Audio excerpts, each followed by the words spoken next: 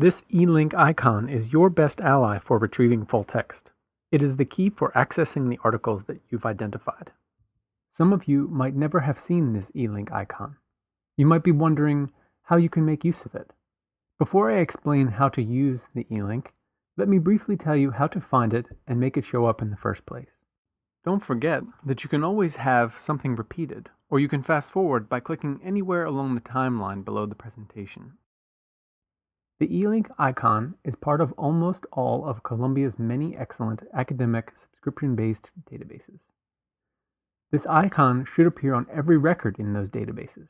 It doesn't indicate the availability of full text, but rather it generates an on-the-spot search for full text the moment that you click on it. You can get to these databases by many paths, but one option is to visit the page or pages that correspond with a library devoted to a particular discipline, such as the Health Sciences Library site here, and then use the database links provided there. Another option is to visit columbia.edu/library, click Databases, and enter search terms for the broad academic discipline that your topic is part of.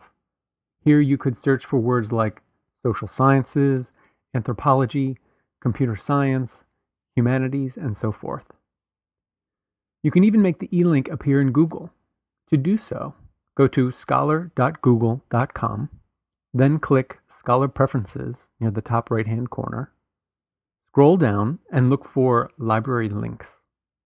In this search box, type Columbia, and then click Find Library. Make sure the checkbox is clicked for the one that reads Columbia University Libraries, e-link at Columbia. Then scroll back to the top of the page and click Save Preferences. Any subsequent Google Scholar searches will show the text e-link at Columbia. And when you click on this, it will behave in a way that's very similar to how you'll see in Columbia's academic databases. In short, it will give you all the options for retrieving the full text.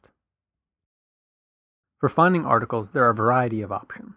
I'm going to proceed through a few health sciences examples, but really much of the sequence will be very similar across academic disciplines and across university resources. And really that's kind of the point. So I've done a PubMed search here, and I'll look through the results and see an item whose full text I want to retrieve. I click on the title and then look for the Columbia e-link.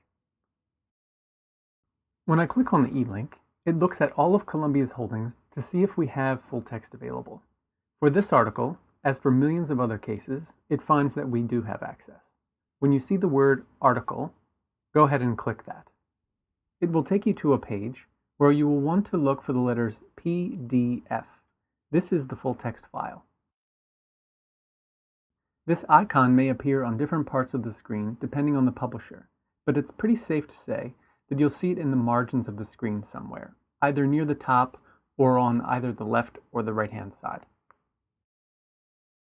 Sometimes the e-link will show something like this.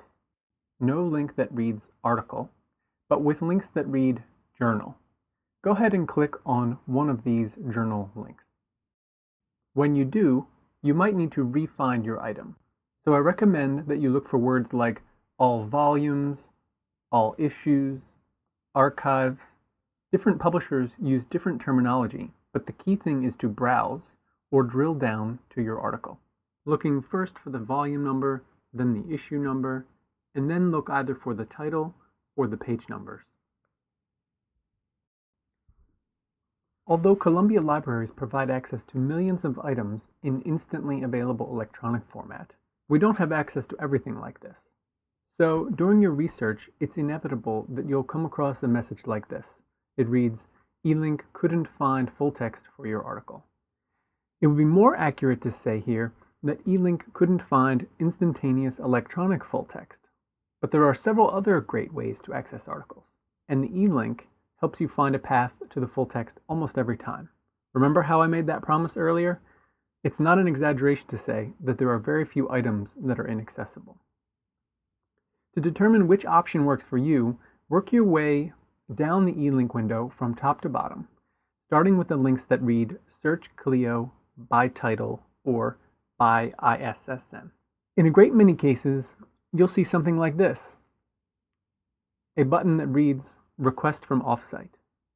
By clicking this link and following the subsequent prompts, You can obtain a PDF of any article or book chapter that is housed in Columbia's off-campus storage facility. Once you submit the request, a copy will be scanned and delivered electronically.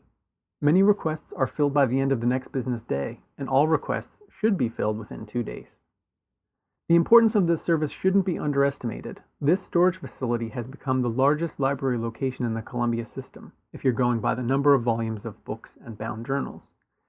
So, if you find that you can't download an instantly available copy of an item, there's a very good chance that it will be available via this Request from Offsite button after you click on the eLink window, search Clio by title or by ISSN. There are other possibilities when you click on the Columbia eLink and it tells you that it could not find instant electronic full text. Again, when this happens, click on Search Clio by title or by ISSN.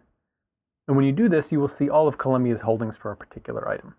There will be many times when it says something like this, and Clio will indicate that a journal can be found in paper format in the stacks of a particular library. When you see something like this, you can visit that library, retrieve the item from the shelf, and then read it, photocopy it, or scan it. Sometimes you'll use the eLink and find that Columbia doesn't have subscription access to a particular item at all. You click Search Clio by title and see this message. And then you click Search Clio by ISSN and you see the same message. After you've checked these other options, the last recourse is to request the item via interlibrary loan. These usually take somewhere between a few days and about a week, depending on how fast we get a response from the cooperating library who sends us your item. So if you've checked both Search Clio links and see that Retrieved No Hits screen, go ahead and click the Request It link near the bottom of the eLink window. Then, choose which campus your school or department is affiliated with and click Continue. Be aware that HSL is short for Health Sciences Library and should be selected by anyone enrolled or affiliated with any of the schools located on the Medical Center campus around 168th Street. Morningside should be selected by anyone from any of the schools on Columbia's main campus around 116th Street. TC is short for Teachers College, and LDEO should be selected by anyone from the Lamont Doherty Earth Observatory. After you select your affiliation and click Continue, just follow whatever set of prompts you see next and submit your request. I've just shown you a wide range of possibilities when it comes to getting your hands on full text. You can use the links shown here to revisit any of this presentation's sections. To reinforce what you've just watched, you might consider replaying the tutorial, or portions of it, and following along. Just click the Replay from the Beginning link and either minimize or resize the tutorial window while you click and follow along. And when you're done, click the SurveyMonkey link in the description field and let us know what you think.